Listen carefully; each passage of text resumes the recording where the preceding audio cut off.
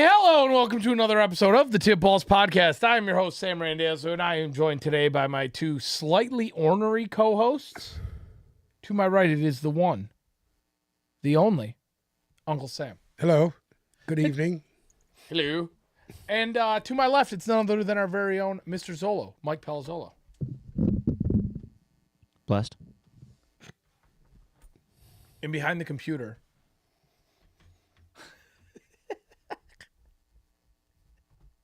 it's Bruce the Tugboat Venditti. You couldn't think of anything? No, I had it. I just let it go today. I just let it go. Hello. How's it going? Great. Chat's already popping off today. Chat's already popping off today. Dark Lumen says Purdy for MVP. Tyler Nelson said Sirianni's a cuck. Dak for MVP. Say that again? Sirianni's a cuck. A cuck? Yeah. What's a cuck? A cuckold. A cack? A cuckold. A cuckold. You don't know A what cuckold. cuck is? Cuckold. Someone who watches another man have intercourse with their wife. Okay. And Dak for MVP. And then PJ came in and said that Jalen Hurts is assistant quarterback. So He's probably right. it is a perfect start to a Monday show. God did. God, dude. That is absolutely loaded. We have a loaded show today. We got to break down the Lions. We got to break down the Eagles. We got to talk 49ers. We've got a lot of shit to discuss today. But first, I have to ask, how was your weekend? It's great. Any high points, low points, pits, peaks? I'm thinking about retiring from football. I don't want to watch football anymore. It's disgusting. You don't want to watch football? You don't want to play fantasy? I'm done. With everything? All of it? I'm pretty much done with football. You know, sometimes I think that, and then I think to myself, like, damn, this winter's going to suck without football. Yeah, I know. Because once the spring comes around and fucking training camp starts, then I want to watch it. Yeah, then I'm like, where's football? But at this point, it's so just blatantly Ew. putrid. Ew. Some fucking asshole got $700 million this weekend, though. I know. Yeah, not right. What put you over the tipping point here? Just real brief. What puts me over the tipping point? Did you want to sucker punch Pat Mahomes in the fucking mouth last night like I did? Tip balls. I have to say I was really, really disappointed in him because he knew it was fucking offsides. If Kadarius Toney can't understand that he shaved his eyebrows off and can't see the yard line, he should fucking ask somebody. Stupid. He's cost them fucking 2 games that I've seen this year. He has himself. I don't know how Andy Reid still allows him to be on that team. Like I said, briefly, because That's brief. That's as brief as I can get. That's as brief. I agree. Yeah, that his is as brief. Stupid fucking shaved eyebrows. Zolo, how was your weekend? High points, low points, pits, peaks. Honestly, I can't remember. Oh, I went to Bronze Door on Saturday night, and I had an okay meal there. You did. I had an okay meal. I don't think I've ever had an okay. I've been there twice. Neither Bad meal both was even times. okay, and that was the end of the Bronze Door. I was looking to stay local. Yeah. The only problem is I don't like to be seen, so obviously, like, the being seen was minimal, Right. which was good. I had an okay meal, but I'm improving the meals going forward. I'm going to Ladder 4 before the game on Saturday. What is Ladder 4 was the Free Press's best new restaurant. It's nominated for a James Beard Award. It's like one of the hottest restaurants in the city right now. It's brand new. It's a wine bar in Corktown. got it. And their menu changes essentially nightly. It looks fucking awesome. That one's gonna be on the list of places. So what, you got the little fade going right now? Got the little goatee? with Yeah, the you're little cleaned fade? up heavy. No, it's Little just fade. this. I just trimmed so you could see my face breaking out pretty good. And I usually trim before I get a haircut. I'm going to get a haircut sometime this week. Okay. This is long for me right now. Where do you get your haircut? She haircuts it. Oh, she does. Haircuts. Oh, I was gonna say I She didn't. used to cut hair. She no longer cuts hair. But now, like a night like tonight, we could turn football on, and I could watch Get your football. She haircut. cuts my hair. That's perfect. Yeah. Fuck. What? It's pretty good. Yeah. Bruce, how was your weekend? Pretty good. Any high points, low points, pits, peaks? Got to see Patty Kane's first goal. Oh, you went to the Wings I game. did, and I got to see. Weren't you at the Wings game? I went Thursday and saw his first game, so he was there to see Dylan Larkin get Die. laid the fuck out and die. Yeah, I watched heard them he lose died. 5-1. I watched them choke a 4-0 lead. He watched them lose 5-1. That's becoming, real quick, while we're talking about the Wings, Wings Senators is becoming like a massive, major rivalry. Like what happened to Dylan Larkin Yeah. goes back further with Matthew Joseph. And it's something to look for because they were both on similar trajectories. The Sens just haven't had a good year, but they're both on similar trajectories, so they hate each other. And like last year, the Wings were shit or get off the pot before the trade deadline to get a playoff spot. And they had a back-to-back in Ottawa, and Ottawa smoked them both times. Then Ottawa beat them in Sweden a couple weeks ago. And wait, did they play in Sweden? They play in Stockholm? Wings beat them a few weeks ago, I think. Not in Stockholm. Not in Oh, Stockholm. no, I But don't know. regardless, that's like an actual legitimate rivalry. So it's like it's must-see TV when the Wings play the Sens because you could unfortunately, see Dylan Larkin get his fucking ass laid. So it's almost as good as the Avalanche. No, No. it'll never Not be there. like that. It'll never be like that. But Yeah. this is their new rival. Like this Yeah, him is going someone I down- want to see them fucking destroy when they play him. Dylan going down like that totally killed the vibe of the entire team. I'm not a They were hockey playing guy, scared No, I know, the man. entire and game. but I do know a little bit of hockey.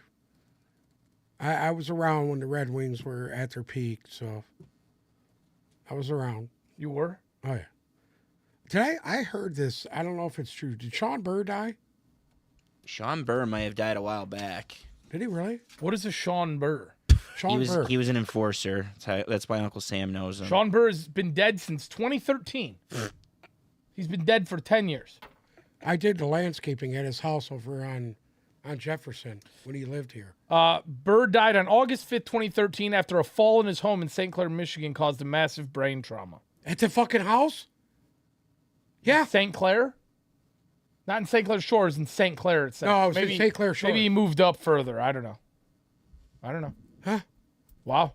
R.I.P. Interesting. R.I.P. R.I.P. Sean Burr. R.I.P. Sean I wonder Burr. if those arborvitaes are still going strong. R.I.P. Guy was dumb as shit. Okay. Let's should we start talking about football because we have a lot of shit to talk Yeah. about today. All right, do we want to start with the recap? Do we want to we have 2 Monday night games to discuss tonight.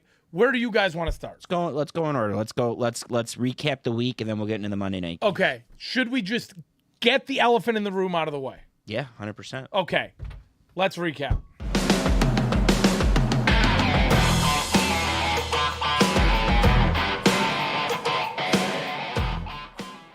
Wow, that video kind of sucks now, doesn't it?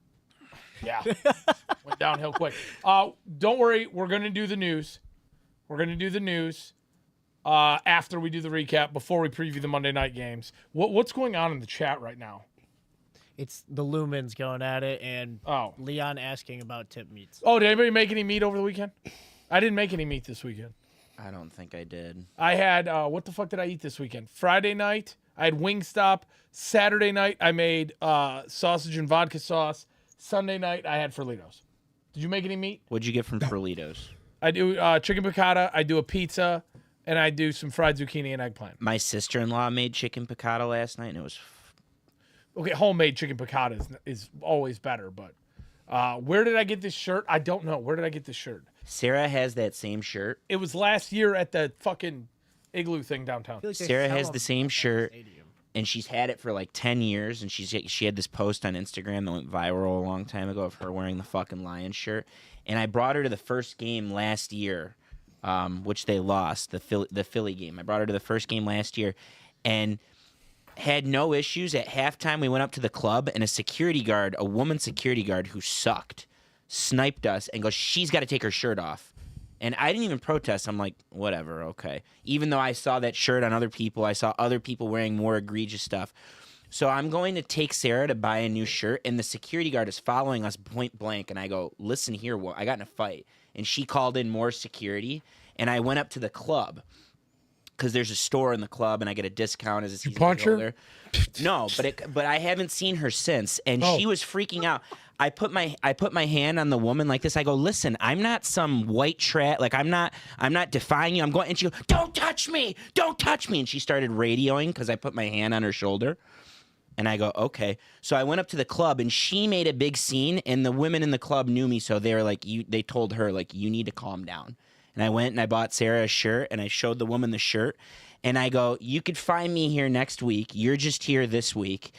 I'm in this section. I've been in this section for a decade and a half. So you could come and find me. I'll still be here.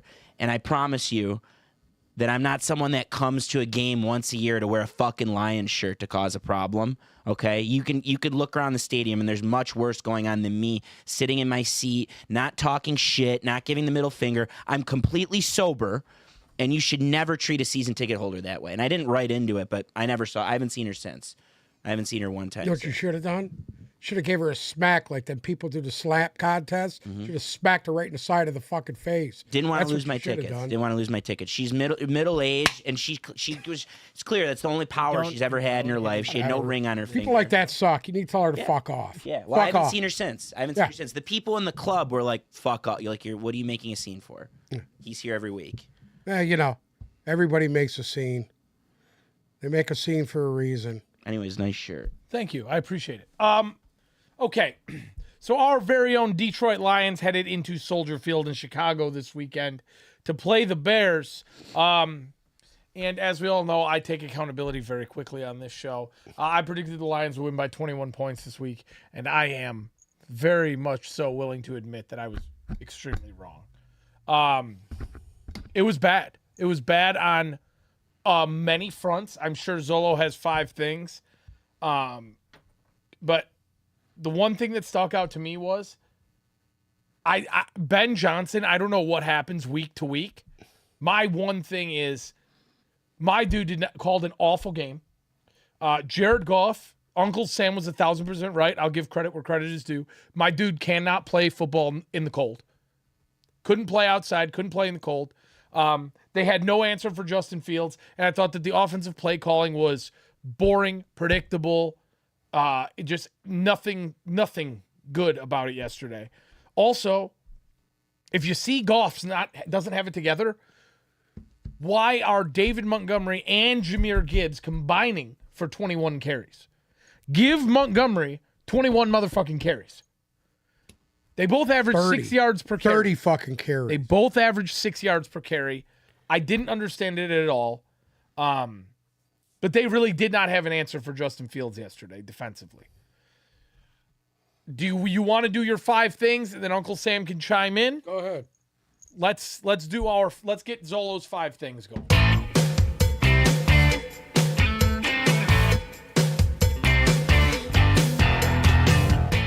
Oh, he didn't have a beard there. I didn't. Oh, he just had a little shadow. Thing number 1.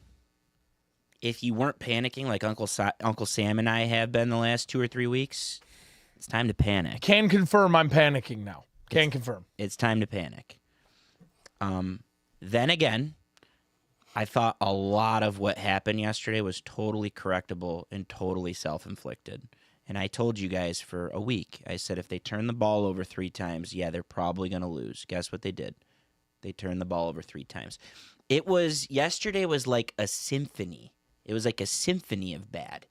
Everything, it was Murphy's Law. Everything that will go wrong. It started early on with bad tackling.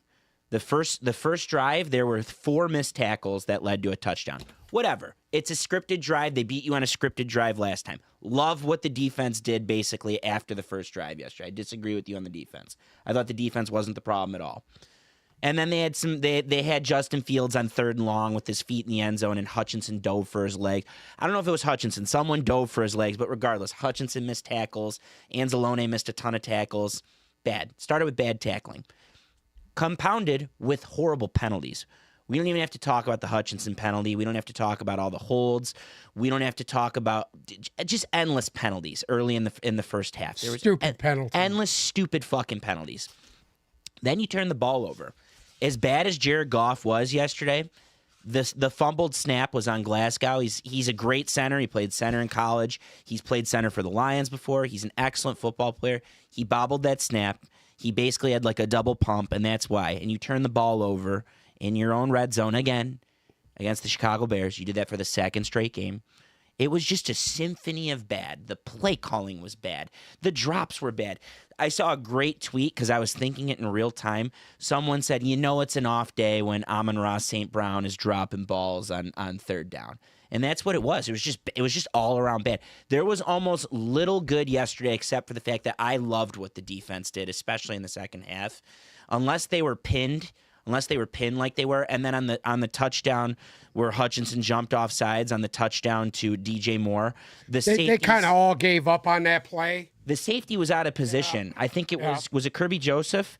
He was way back and then came forward, and then he was already getting beat by the time the ball was snapped.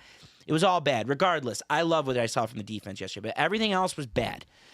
And as bad as things are right now, because Dan Campbell should have called the timeout there before that play even got up. Yeah, because timeout. that was a grounding. That was an intentional grounding. Yes. They were robbed out of that call. Now, If not grounding, he hit the offensive lineman. Yes, that is a penalty. Illegal bat or whatever. Illegal touching. Illegal receiver. Illegal touching. Legal touching. Regardless, he used his red flag on some bullshit. That was another thing. That was another thing. He's 0 for 13 on challenges this year. That's a problem. I thought, other than Aaron Glenn, who's doing a lot more with a lot less right now, other than Aaron Glenn, the coaching is just all around bad. And it starts with what you just said. That's thing number 2. Since the bye, Aaron Glenn, you're not going to believe this, Aaron Glenn has been out coaching Ben Johnson by a lot. The golden boy, the prodigal son, Ben Johnson, has been a problem. They lack creativity offensive right now. They're going away from what they do well, especially when they're playing from behind, like yesterday, like the first Bears game, and like the Packers game, okay? They're not getting Jameson Williams involved. I heard someone bitching about the fact that he doesn't have hands. How can you say the guy doesn't have hands when they didn't target him for a pass yesterday? They didn't look to Jameson Williams one time for a pass yesterday. He had one target. He had one target for a pass? He had one target that fell at his feet. And it fell at his feet. Goff died midair. And on top of that, you're getting a little one-dimensional if Sam Laporta is going to be your go-to every time. The whole point is there's other weapons on this team. So to me, here's the issue. Please. Why are they getting away from what got them here? Why are they getting away from what success they had last year was running the fucking football? Thank you. It's ridiculous already. I get it. Oh, you're playing from behind. Listen, if you're only down by fucking 10 points, 12, 14 points, you can still run the football. And they were in it. They were in this game at the half. Here comes third quarter, 3 and out, fumble, 3 and out. What the fuck? What are we doing here? Yeah. What the fuck? They didn't have the ball. They did not move the ball till 8 minutes left in the game from halftime. Yep. They didn't get a fucking drive going till 8 minutes left in the game. That means the entire third quarter and the beginning of the fourth quarter was nothing. They did nothing. It was garbage. On at least 4 occasions, what has one of my things been this year? One of my 5 things on at least 4 occasions.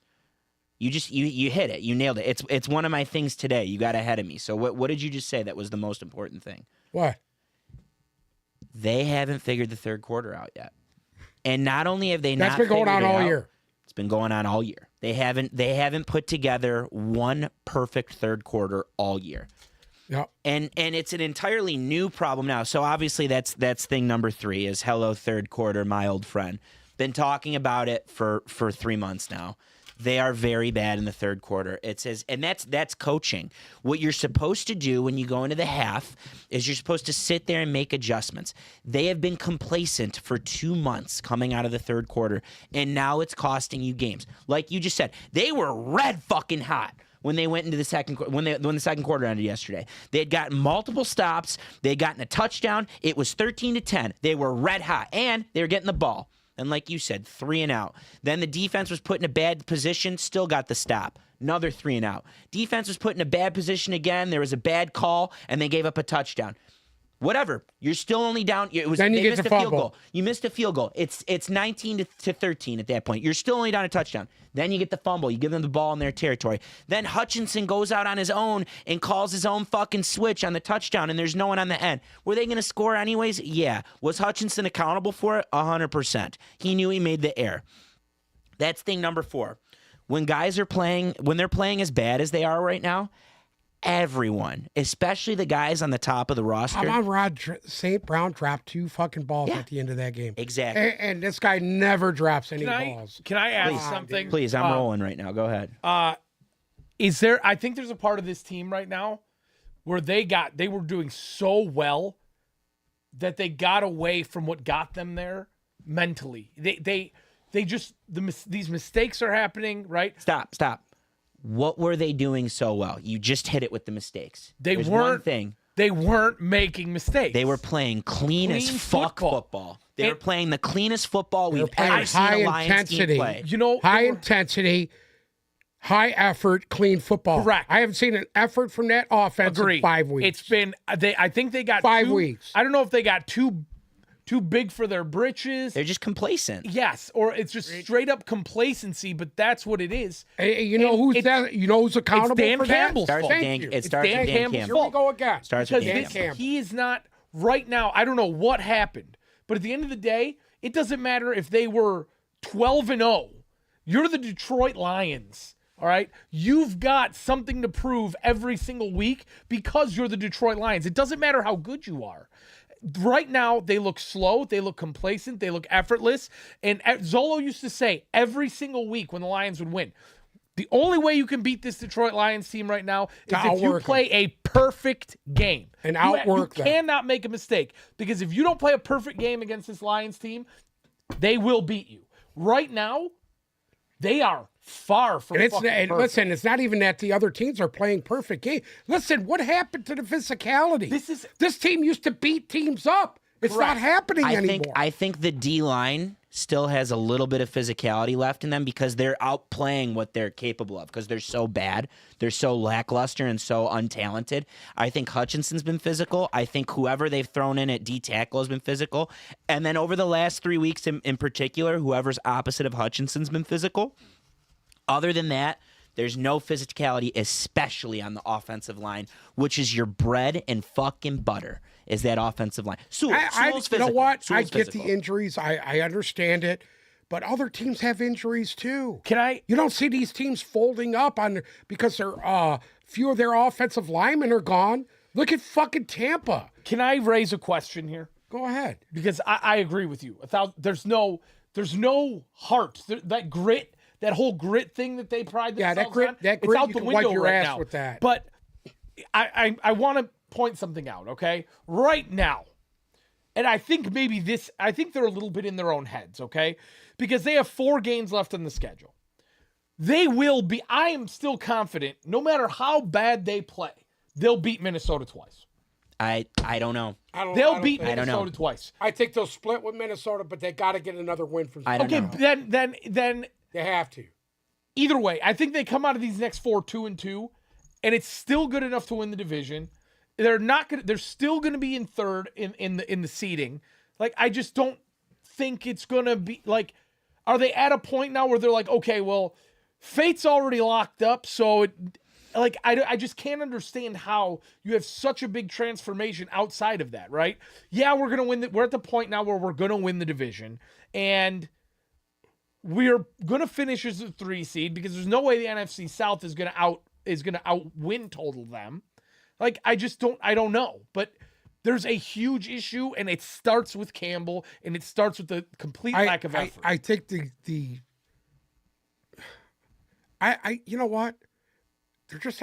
They're not as talented as everybody thought they were. Yes, but I truly believe that. here's the thing: they were playing so far above their talent level. Correct. And I think that's everybody's gotten used to that. They There were a are victim teams of their that own do that. success. Yes. They were a victim of their own success. And I truly think, I don't care if anybody agrees with this or not, I slowly but surely seeing Dan Campbell starting to lose some of these guys. Not all of them, some of them. I think he's starting to lose some of these guys. There's been issues, and I think there's been issues for weeks with the Isaiah Buggs thing. I get it. He played this week for a couple of plays, but there's some shit going on behind closed doors that probably nobody else knows about. But I think he's starting to lose some of these guys. That's my opinion. That's what it looks like to me. He's kind of an asshole. So you What? guys have I heard he's lazy and kind of an asshole. That's just what. Well, it is what it is. I mean, we don't know that because we're not there. And if you don't know anybody that's actually on the team, you don't fucking know, dude. It's a Reddit. you guys have I said don't a see lot. how a guy went from being I love it here, I want to be here, then all of a sudden true. he's a fucking scapegoat. The Denver game this week has become a must-win. Yeah, absolutely. Yeah. It's become the closest thing to a must-win you're going to have all year. It's Saturday night. It's against a above 500 football team that's fighting for a playoff spot, that's got hot at the right time.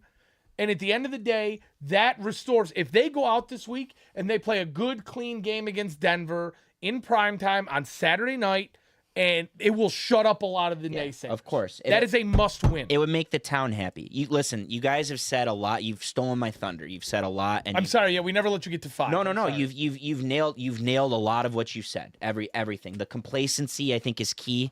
They were just there. It's like they're going through the motions and they're not getting creative. And when I mean going through the motions, what I mean by going through the motions is they're doing things that worked before. I don't think they were figured out. I just think that they're tired and they're beat up and they're injured and people have more game film on them. And if you just keep going with the motions, it doesn't end well. A great example on Jared Goff is we've known him to be a quarterback that isn't mobile. He's got a major lack of mobility. So when you're getting blitzed, you got to be able to move around, step aside, do something. But his protection was so good, and he's complacent. He's so used to not having issues with his protection that he's not moving, and therefore it's costing them. And they're used to everyone being in the right place at the right time. If they get back to just doing their job and playing clean football. This is where I blame the offensive coordinator. Roll your pocket, move your pocket. If they're getting too much pressure on him, move your pocket, dude. Mm-hmm. Listen, just because he's a statue doesn't mean you can't move him out. Mm-hmm. He can do those things. He's done them. He did them early in the year. I couldn't agree more. A lot of the offense has been the problem for the last 4 weeks, and it starts with Ben Johnson. It works its way down from there. They're not running the football enough. And of His course, play calling's been awful. So, of course, Goff is an issue too, but then you see the flashes. Like we saw from the end of the first quarter till the end of the first half yesterday. That was the Lions. Yeah. That was the team from the beginning of the year. Correct. And then they just took a shit. That's coaching. You need to come out and you need to make the adjustments. I think the only coach that's making adjustments is Aaron Glenn. I thought Aaron Glenn had a damn good job yesterday for how fucking shitty that defense is and how untalented it is. I thought Aaron Glenn did great. Everything they did, they were put in bad position to give up all those points in the second half. They were just in bad position. Of course, the penalty didn't help, which is bad coaching. That's Hutchinson. What do you do with a quarterback that's just going to expose you on the ground? What do you do with the guy? I thought they contained him. You know I thought they contained him really well in the second half. Get your fucking offense out there. You run the fucking football. You take the ball out of his hands. Keep him on the sidelines. You take the ball out of his hands. What the fuck? It's that simple. Three and out. I think they did a better job stopping Fields on the ground than they did the first time you played him. 100%. When somebody's the second half. In the second half, yes. The first half, he torched him for 60 yards. Second quarter. Started in the second quarter. When you have somebody like Justin Fields, because right now that he's healthy and we have a couple of games here to go through, I don't think the Bears are moving on from Justin Fields. I don't think they're taking Caleb Williams and trading him. I think that the guy has potential if they put the right pieces around him, and he is talented enough. If they're smart, they trade back and just accumulate. Correct. Picks. That's what they do. He's talented enough to where you're never going to shut him down. Right. All right. He's not Lamar Jackson, but he's talented enough to where you're not going to zero him out.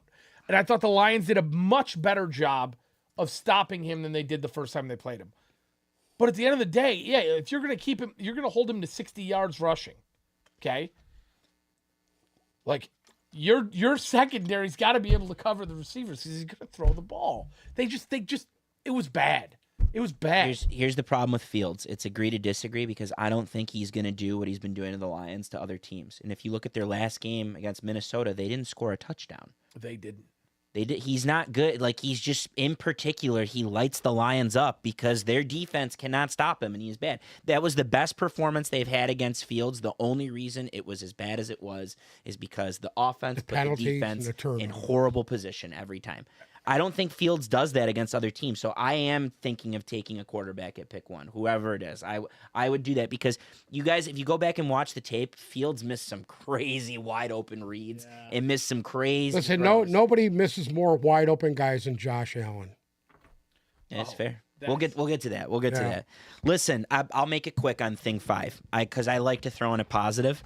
All of the stuff that we have talked about. The defense can win with the bend but don't break if the offense gets going the way they should. All of the things that we've talked about against the Packers, last week against the Saints, and against the Bears twice now, every single thing is correctable. Everything. They can correct all of this stuff, meaning all of their goals, like you mentioned, all of their goals are still in front of them. Every single goal is still in front of them. Again, if they sweep Minnesota right now, I think they're losing every game the way they've played. But if they sweep Minnesota, they win the division. If they win this week and they beat Minnesota the next week, they probably win the division, okay? Everything is right there. It's a matter of time is ticking.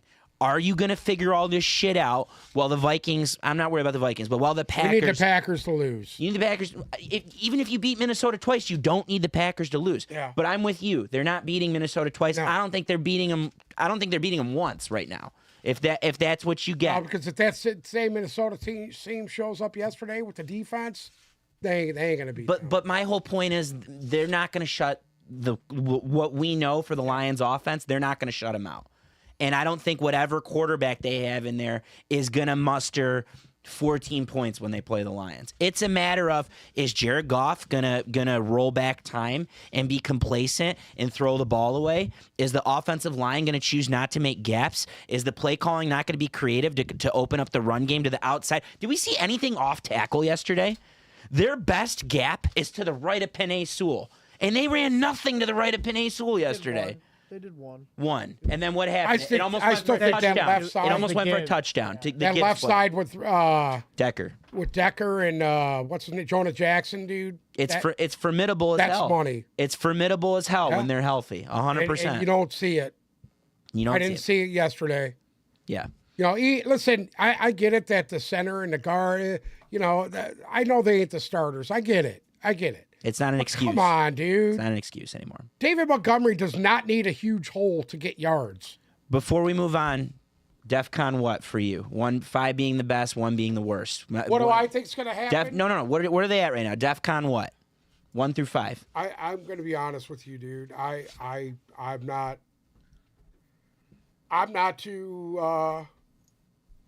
I think they'll be lucky to win a game in the next 4 games. If it's like yesterday, Yeah. then I agree with you If they're 100%. turning the ball over and they're undisciplined, and Dan Campbell keeps making the stupid fucking mistakes that he makes. 2 questions. Do you think it's correctable? Absolutely, it's correctable. Number 2. You got to be smart. You got to coach smart. You got to coach the way you're supposed to coach a team, dude. Where's your panic at? Defcon what? Listen, I'm all for the Four. fucking go for it on 4th down if it's 4th and a couple of yards. Not if it's 4th and 11, you asshole, punt the ball. What the fuck? And that play call was horrible too, by the way. Huh? The 4th down play call was Come horrible, on, too. dude. That was awful. Horrible. What are you doing? Okay, Defcon what? What do you do? What do you think?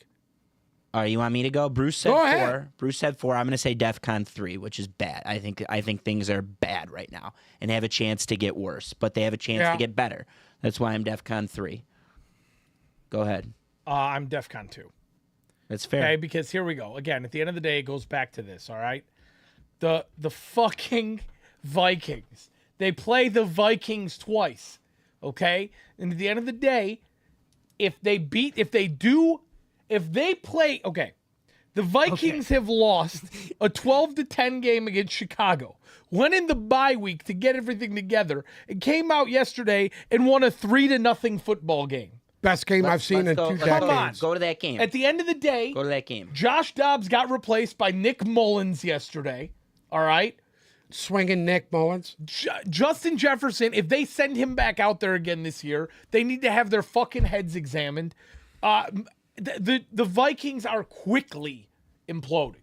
All right. So at the end of Madison the day, left the game again. Madison left the game hurt. Like, there's nothing left there for them. If they can't beat the Vikings twice, if they get slaughtered by Denver and they get slaughtered by Dallas and they beat the Vikings twice, once 12-10 and once 3-0, they go. What do they have right now? 4 They're a games 3 left. seed. Yes, but what's their record right now? 9-6, 9-4. 9-4. Okay, and they go 11-6, win the division, host a playoff game, and take the 3 seed to play Green Bay. Do we give a fuck? The whole goal going into this year was to win, put the banner up, win the division, and maybe win the playoff. And that's game. all still gonna happen. And that's all in play. They knew, they prefaced this. It's like what fucking Quinn and Patricia used to do. They used to go, well. they prefaced this year. They didn't say we're going to the Super Bowl. We got carried away with how good they were and how they outkicked their coverage a lot of the time. That's what happened. This team isn't ready. It's clearly not ready. It's clearly not talented. They might not even fucking sign Jared Goff. They literally might not extend Jared Goff. That's a conversation. He's playing for his job for the next 4 weeks. You've got to re-sign Jared Goff. I think you got to. Actually, I don't think you got to re-sign him. I think they will re-sign him because their quote is, "It's easier to get worse at quarterback in this league than it is to get better."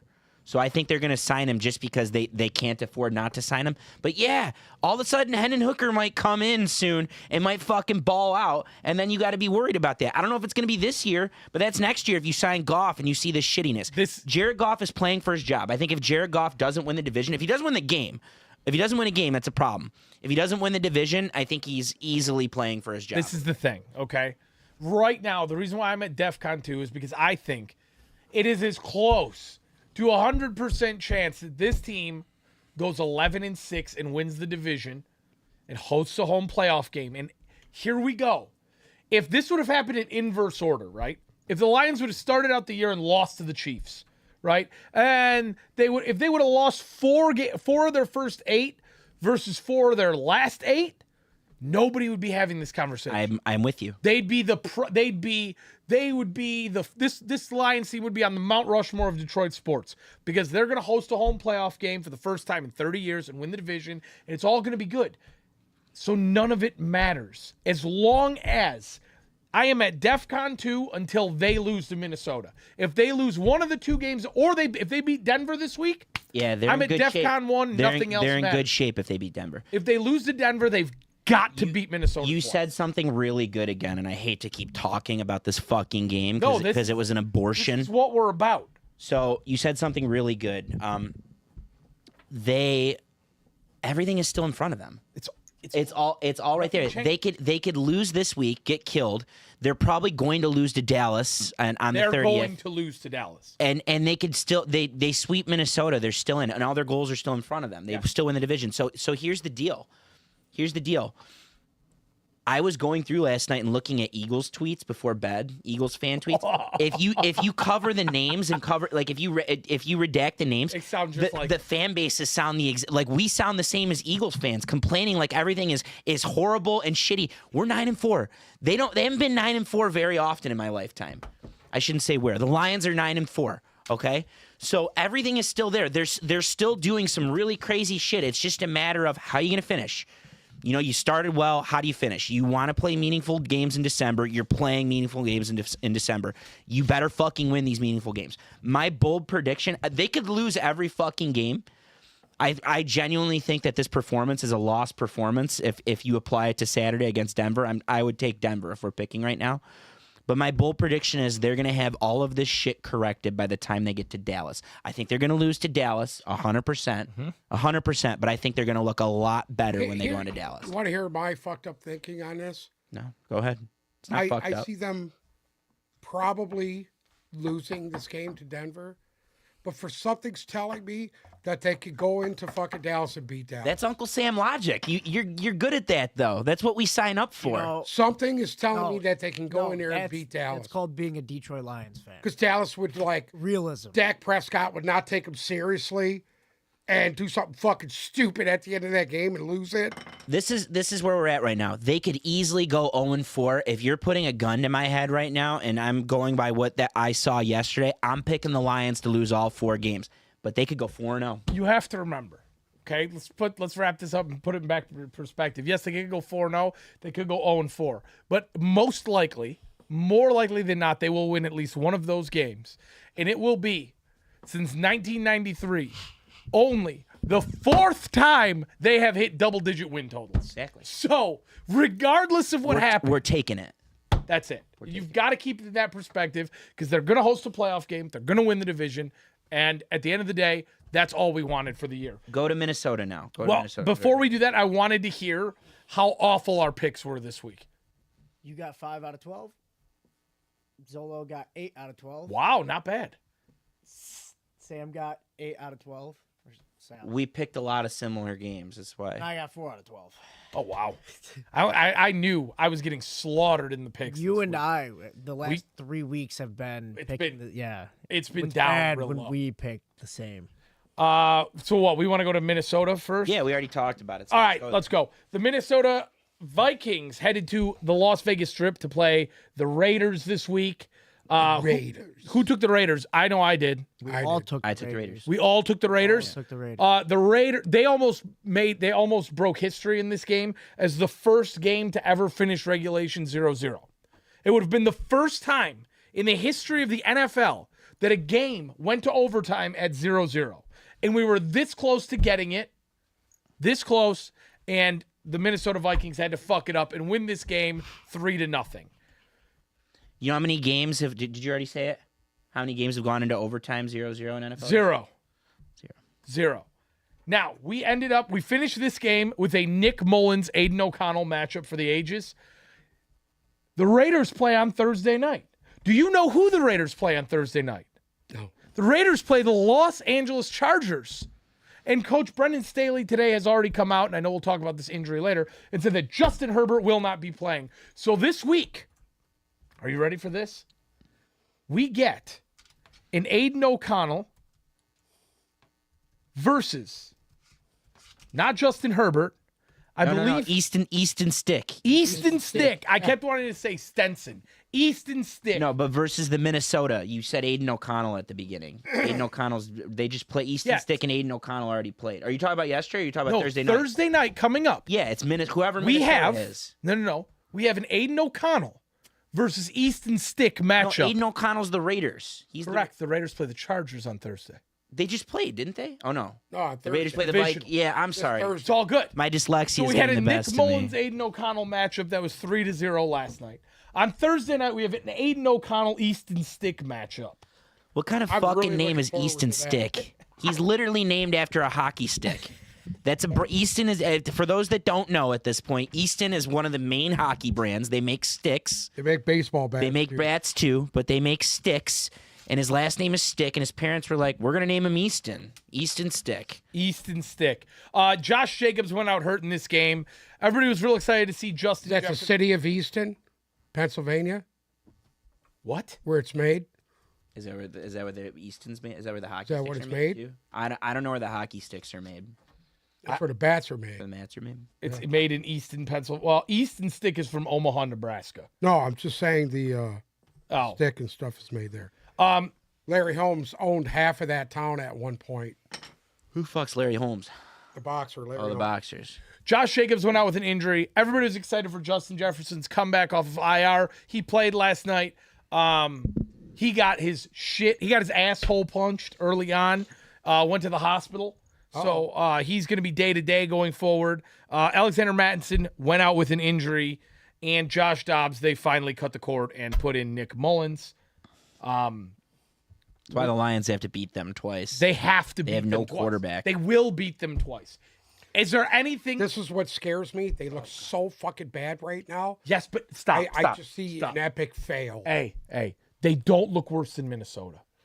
Minnesota is at the New England Patriots level. If then Minnesota come out, Josh Dobbs will look like play like Josh shit. Dobbs is He'll done. look If like you fucking. play like It's yesterday, Nick Mullins. if you play Dak like yesterday Prescott. and you don't correct half of the errors that you're doing right now, you're losing to Minnesota twice. That's my opinion. Absolutely. Okay, I believe that. but Absolutely. dude, Aiden O'Connell. Yeah. Well, They we've seen worse already. Stop.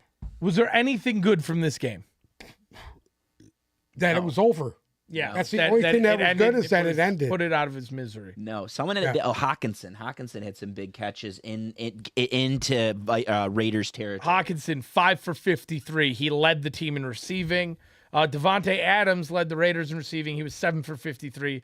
Josh Jacobs, before he got hurt, was 13 for 34. He also had he was really banged up too. he also had 16 That was a receiving very yards. physical game. I don't know if you guys watched that. I did. That's an old time slobber knocker right there. It was, Everything I saw was on Red Zone, Yeah. so I didn't watch That's a an lot of old it. time slobber knocker there. Amir Abdullah got a carry in this game. The first carry, he had 2 carries He actually. had 1 carry. Was it one? 1 carry. It was like for 12 yards. They were in their own end. He had 2 receptions Oh, on 2 targets. Yeah. It was bad. Anyways, moving on. We had a Divisional game. down in Atlanta where somehow the When will Tampa- you answer for your crimes? I'm not answering for anything here. I'm not answering for shit. All right? Atlanta will still win this division. And I don't care what anybody fucking says. Desmond Ridder is hotter than hot right now. Hotter than hot. Disagree. Desmond Ritter's stat line from this loss, 26 for 40. They let Desmond Ridder throw the ball 40 fucking times. That's insane. And you want to know why they lost this game? Tyler Because they let Algier, Desmond Ridder 9 throw 40 carries. times. Bijan Robinson, 10 carries. I give the Falcons praise because they utilized their running backs. They were running the ball almost 30 times per game. And then what do? They get a divisional game against Tampa, and they have Desmond Ridder throw the ball 40 times. But at the end of the day, I didn't mind what I saw from them yesterday. How many turnovers did Desmond Ridder have? Desmond Ridder had a pick. He had 1 pick. Just one. Did it go back for a touchdown? It did. It did go back for a touchdown. It did. Actually, I was pretty impressed with Baker Mayfield. I thought he looked pretty good yesterday. He serviceable. Yeah. And if that's what they're gonna get in that shithole division, Yeah. that could probably Listen, win the division. That could probably win There it was for you. one person and one person only who won Tampa Bay that game. And Okay. it was Rashad White. He's a monster. He looks like an absolute fucking monster right now. Yeah. He was 25 for 102 yesterday. See, I hey, like him. Arthur Smith, that's what you do with Bijan. That's what you do. Give him the ball 25 fucking times a game because Atlanta wins that game. They do. Baker Mayfield, 14 for 29 for 144 yards and 2 touchdowns because they didn't have to do it, because he didn't have to overdo it. Nope. So we got a 3-way tie at 5 and 6, and just a reminder: Bruce has the Panthers. We have a 3-way tie at 6 and 7. 6 and 7. Bruce has the Panthers. Not by choice. Uncle Sam has the Bucks. Sam has the Falcons. I have the Saints. I genuinely and truly believe that Tampa is going to come away and win the division. Listen to me. Atlanta, I'm sorry, I'm still sticking by my guys. Atlanta has the most You're too upside. deep at this point. You have to stick. Drake with it. London, 172 yards yesterday on 10 receptions. Kyle Pitts, 3 for 57 and a touchdown. It's all starting to come together. I'm at happy the you right said time. it. I'm happy you said it because I truly believe that this team is a quarterback away, and you could see the flashes and the signs because the Kyle Pitts usage is starting to get to where we expect it. Drake London is evolving into USC Drake London, and he was damn good at USC. He went into the first round for a reason, and I could see the potential with the Falcons. It just ain't happening with Desmond Ridder. I'm sorry. Yeah, but he played good yesterday. It was nice. It was not a bad day for him. He had a rushing touchdown. He had a passing touchdown. He did have a pick. His QBR was higher than Baker's. Yeah, it was not a bad game. Listen to me. I'm rolling with Atlanta. I am. I think that there's a lot of upside there. That's why I took Tampa, Why? because I knew they would beat Atlanta. I took him Listen too. to me. It doesn't. It's not over till the fat lady sings. Okay. It's not over till the fat lady sings. The fat lady's fucking gurgling her fucking chin right now. Get ready. They're tied. Okay. 2 pieces of news that just came out. Chargers quarterback Justin Herbert is very likely to undergo season-ending surgery on Tuesday on his fractured finger. So that's a big piece. Might as well perform the what do you surgery do on at this Brandon point? Staley. You continue to play in the next 4 weeks, or you just fucking let him go? Might as well operate on Brandon Staley. And Drake May has declared for the draft. Anyways. But guess what? This is a good thing for Staley, because he could use this as an excuse not to lose his job. He's losing his fucking job. I think he's toast. He's done. He's the dead man How do you walking. explain the first 14 weeks? Yeah. 13 He's weeks? fucked.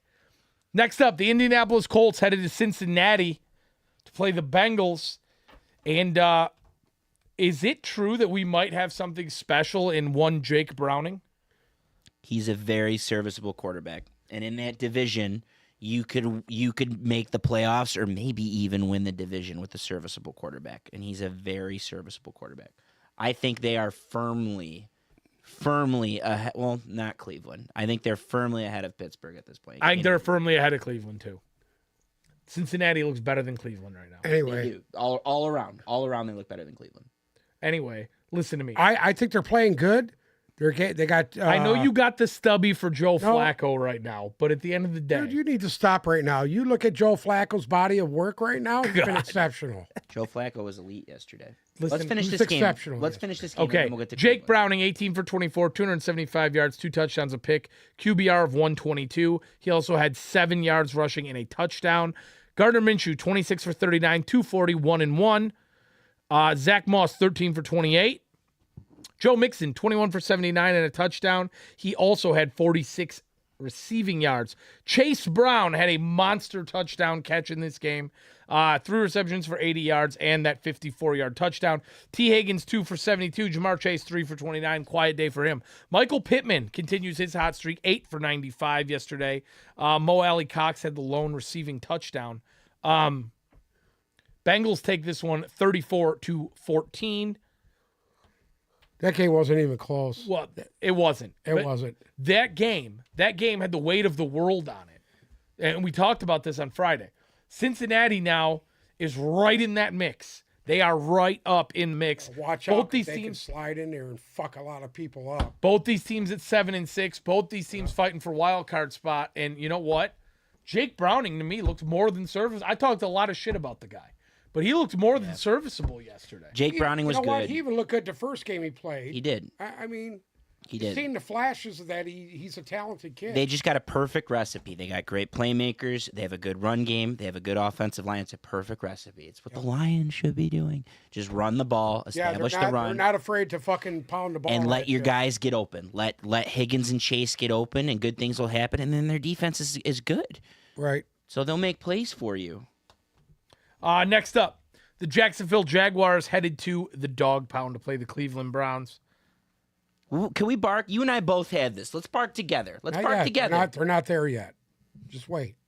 Go ahead. You're such a bandwagoner. But your Eagles got their fucking asshole punched by Mike McCarthy last night. Here and we now go. I say the Browns, and you're like, all fucking metal for the Browns. You got to admit. So I don't read much into Jacksonville's defense. I think it's garbage. It's why I picked the Browns going into this game. You got to admit Joe Flacco did some.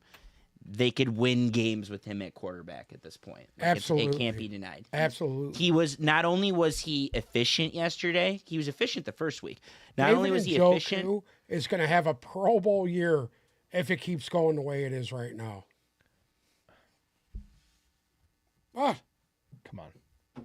serious. We've seen this before. All right. We've seen this before. Joe Flacco loves I that would like- tight end, dude. Listen to me. I would He like to fucking show loves you. that tight end, dude. I would like to show you to once again address the Mike White theory. Just like I was spot on with Josh Dobbs, I will be spot on with this. The fucking wheels will come flying off. They will. Okay? It'll Only be 4 games left. yeah, guess what? It might happen next week. It might happen the week after. But the wheels will come flying Who do off. they play next week? Come on, smart guy. They play Chicago. Okay. Who they play the week after that? Houston. Keep going. The If Jets. Stroud misses any time, The Houston's decimated. We'll talk about that. okay. The Jets.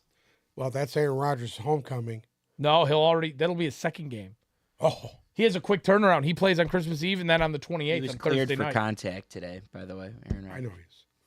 Oh yeah, Uncle Sam was locked in the bathroom when that news came out for about 15 minutes. Yeah. And then relax. Then they play Cincinnati. Relax. Hey, guess what? They play Cincinnati. They play Cincinnati. I like that match. That's going to be a hell of a What's that? What's the last year? the At battle. Cincinnati. The battle for the Cincinnati game? shithole in Ohio. That might be the playoff whether Cincinnati goes or not. I think one of the winner of that game ultimately, pending what happens Correct. over the next week or two, the winner of that game will have a shot to get in. Listen. Listen, Flacco's has the experience. Oh, gee, here we And fucking go. you say what you want to say. The guy's won fucking Super Bowls. He's got playoff experience. He has It's not can the won rest of Super that team Bowls. keep up with him? He won a Super Bowl, as did the man behind you, Trent Dilfer. Okay? You want Shout- something to relax God about? bless Trent Dilfer. This is okay. You had a Jacksonville team, Yeah. all right, where you had fucking Christian Kirk gone. You had Trevor Lawrence hobbled. Okay, Yeah. and they were able to beat them by 4 fucking points because Doug Peterson didn't kick the extra point and make it 3 and try to go to overtime. That Okay? game wasn't even close if you did watch it. I watched the game. The game was not close. It was was a not back. close. It was a back and forth game the whole time. What are you talking about? They were in The total game- control of that game. Oh, that's horse shit, and you know it. Cleveland was in total control of the game. It was a 21-28 game with 8 minutes left. All right? It wasn't total control. total okay? control. It was not total control. Total And, control. and guess what? Yes, I agree with Zolo. You're Joe Flacco. This is the same Jacksonville defense that on a multitude of occasions this year has looked like pure dog shit. Pure dog shit. I want to see one more game out of Joe Flacco before I start calling them a playoff team again. Yeah, but do you count next week against the Bears? Yeah, I think the Bears' defense is actually legitimate. I do. I think the Bears' defense has come a long way. and Listen, we everything's just can't coming play together. into these fucking storylines of his. We can't keep No, I doing think that's this. I think that's not a him storyline. I think the Bears' defense has actually come together and turned into something. I genuinely believe that. So if Joe Flacco's They able got to, a lot of high-priced players on that. You know what? Honest to God, I'm willing to concede Joe Flacco to him after the absolute molestation he took on Sunday Night Football last night. So I'll concede you Joe Flacco today. Okay. I'll give you Joe Flacco. thank your nephew. Next up, the Carolina Panthers headed down to New Orleans. I would like to come out and say I will not be taking Carolina anymore this year. I don't think they're going to win a second game now at this point. New Orleans punched their asshole 28-6. Bryce Young, 13 for 36, 137 yards. Derek Carr came out today and said that this is the third occasion in which he's had broken ribs this year. The first 2 times he did not inform the team about and just played through it. So he's been playing with broken ribs essentially since week 2. At what point does some disciplinary action come because he didn't fess up? I don't know. Yeah. I don't know. Chuba Hubbard, 23 for 87 yesterday. Miles Sanders, 10 for 74. He had a 48-yard run. It was Carolina's bad at football. We're all pretty much in Well, lockstep. I mean, we all said it. They traded away their best players. Well, it didn't take New Orleans much Yeah. to score 28 points yesterday. And yeah, that NFC South is just the biggest mash fuck I've ever seen in my life right now. Cluster fuck. Is there any chance you think New Orleans somehow finishes the year with a better record than Tampa? There's a On chance. accident. There's a chance. There's a chance. I'm Do they have to play each other again? They have to. I think all they play at three the of end of them. the year. Yeah. I think all 3 of them have to play each other again. So you got to Tampa's- see who's going to come out They on finished top. the year. New Orleans finishes the year at Tampa and then at home against Atlanta last game of the There year. you go. It's perfect. I still think Tampa wins the division, but I think New Orleans has a shot just because of what they're capable of, and Atlanta they does can too. figure it out. Actually, any one of those 3 have a shot right All now. 3 of them have a shot. Such a Yeah. clusterfuck. All 3 of them have a shot. Now it's a gunshot to the fucking head, but they all have a shot. Shotgun to the dick. Do we feel anything for the Carolina Panthers? No, No, Do we think they win another game? probably not. right now, no. Okay, moving on. The Houston Texans headed to MetLife Stadium, and that fucking MetLife turf cost a whole bunch of people their game yesterday. Jets come out on top in Zach Wilson's career game, 30-6. And I'll be honest, if I was Aaron Rodgers right now, I'd be trembling in my boots because if Zach Wilson can string together a body of work that looked like yesterday, Aaron Rodgers will not step back on the field this year for the Jets. Can I say something real quick about the MetLife turf? It's a conspiracy theory that I just came up with while I'm sitting here right now. Yes. You guys are obviously aware of the theory that Jimmy Hoffa was buried under the old Giant Stadium parking Yes. lot. What if this is the curse of Jimmy Hoffa and he's buried under where MetLife is now, and his ghost is the one. Is the one grabbing ankles. Yeah. So for the Texans, Noah Brown came into this game banged up. He did not record a stat line. He had a few targets, no receptions. Tank Dell obviously out for the year. Nico Collins. Nico Collins went down very early in this game after having 1 catch for 13 yards. CJ Stroud goes down injured in this game. And Uncle Sam was probably loving watching Davis Mills attempt 5 passes for 1 completion and 4 yards. Who's the God story bless though? David Mills. Who's the story of the game? Story of this game is Amu Bob and Zach Wilson and the comeback and everything that went with it. Zach Wilson, 27 for 36, 301 yards, 2 touchdowns, a QBR of 118. Against a hot team and a decent defense, by the way. He also had 12 yards rushing and a fumble. But yeah, Houston was the hottest team, one of the hottest teams in the league going into this. And right now, that game yesterday just completely turned the momentum, completely turned the tide.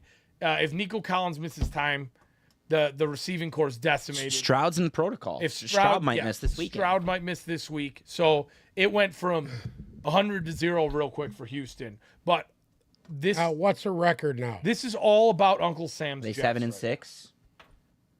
Houston is 7 and 6. They're in the mash fuck of wild card right now. The Jets are 5 and 8 though.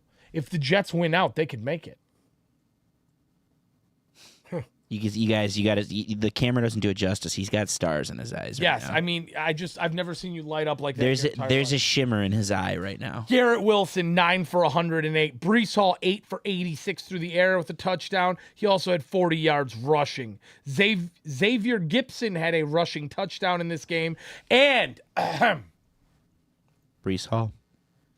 the ghost of Randall Cobb, I seen one that touchdown. I was reception, like, oh my 15 God. yards, and a touchdown. It was The hauntingly. The ghost of Randall Cobb. There was I can't remember where I saw it, but DJ Reader told the press, he goes, yeah, I mean, Zach played out of his mind, and maybe this is what he's needed all along, because he came out and said, yeah, fuck it. I'll start again. What's the worst that's going to fucking happen? It's already happened twice. Am I just going to get benched again? Like, what's going to happen? So Zach Wilson played fuck it ball, and he found out. And That's what you got to do. Without the leash, he shredded a pretty good defense because he didn't have a leash on him. He's like, fuck it. Aaron Rodgers is coming. They're just going to bench me. So I'm just going to play like they're going to bench me. And if that's what you're getting in Zach Wilson, I mean, I kind of think it's too late at this point. Maybe a change in scenery can do him good. But if that's the Zach Wilson that we were promised, good for him. I mean, the kid's battled through a ton of adversity this year. I don't know why they switched to whoever. I don't know why they switched to Tim Boyle. They should have never switched from Zach Wilson. That's on the staff. That's on bullshit fucking Nathaniel Hackett, who's got no clue what he's doing, who put all his eggs in Aaron Rodgers' cunt in that basket, and then it didn't pay off. That's on Nathaniel Hackett for not having his team to had prepare. this guy a job for the past 15 years. Without Aaron Rodgers, he wouldn't even be in the fucking league. Hackett. Hackett can't hack it. Can't hack it. He sucks. Print the shirts. In what I thought was the best football game of the weekend, the LA Rams headed to Baltimore to play the Ravens. Shout out to Carl G. This was an overtime game. This was a very exciting An game. overtime play was absolute dog shit. There's a block in the There was back. a legal block in the back, right in front of the fucking play. That was a no call. That play was absolute garbage. It's a fucking no call. You don't believe me? Replay. The punt return? Huh? The punt return? Yeah, punt return. Listen to me. I don't know. The guy got blown in the back right past the guy that was running the football. That's an illegal block. It was a block in the back, but here's the problem. There's it goes back to the Kadarius Toney thing. There's so many of those on every play that they're just not going to call them all. But yeah, that was a block in the back for sure. At some point, but that's the guy that was going to make the actual tackle. At some that got point, blown to the ground. At some point, we're going to need 22 officials for an official for every player on the field, every game. We're going to need 22 officials in the booth with an all 22 cam that are each monitoring a guy, so they can look for every call. Because I think that's what we're trending. Was blatantly obvious. Listen to me. If he would have thrown the flag and they called that back, that punt return back, you'd be sitting down here talking about how it was a ticky-tack bullshit and they fucking refs get involved in the crucial part of the And game. I still think the Ravens I are winning that watched game. the play. I watched the play. Regardless of the punt return, it was a block. It was for sure a block. It was a block in the back. It was for sure a block in the back. But you gotta find a happy medium, right? Okay. You bitch. So then they should just let the offsides go in Kansas City. No, No. but Then what the fuck are you talking about? But then you're gonna bitch about every play, every game. Right? But You dude, bitch it when was they call blatantly ticky-tack obvious. shit. I You mean, bitch come when they on. call ticky-tack shit. When and it you bitch costs you when the they don't. game, when the game is on the line and a call like that costs you the game, that's bullshit, dude.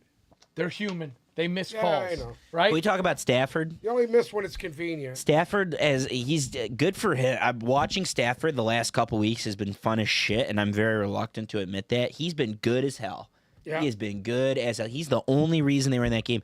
And my Ravens, very much. There's no. The AFC has never been. It's good. It's talented, but it's never been this wide open like it is right now. No team stands out to me. Matt team stands out. Stafford, 23 for 41, 294 yards, 3 touchdown passes. It's QBR of 104. Lamar Jackson, 24 for 43, 316 yards, 3 touchdowns and a pick, QBR 92. He also had 70 yards rushing. Kieran Williams, 25 for 114. That guy's been a fucking monster since He's been back. very good. That's 4.5 yards per Very, carry. very good. Keaton Mitchell, 9 for 54. That's 6 yards per carry for the Ravens. Cooper Kupp, 8 for 115 and a touchdown. Puka Nacua, 5 for 84. Whoever the fuck Davis Allen is, 4 for 50 He's and the a rookie touchdown. tight end. Demarcus Robinson had a touchdown catch in this game. They've got everybody involved right now down in LA. And you guys were spot on. And they're still they're still in the playoff mix. Rams to Rams cover, are Ravens still to in the win. playoff Yeah, we were mix. spot on. You guys both said Rams to cover, Ravens to win. And you guys have said this whole time that you got to watch out for the Rams. I didn't buy into it. But yeah, you got to watch out for the Rams because they gave Baltimore everything yesterday. Odell Beckham, 4 for 97 and a touchdown.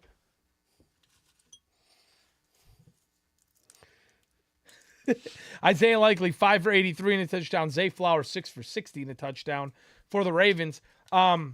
The end of that game was like crack. It was such That the whole game was there's crack. 20 Really, fourth quarter points. the whole because the Rams led for a lot of the game. The whole game was crack, but the fourth quarter was crack.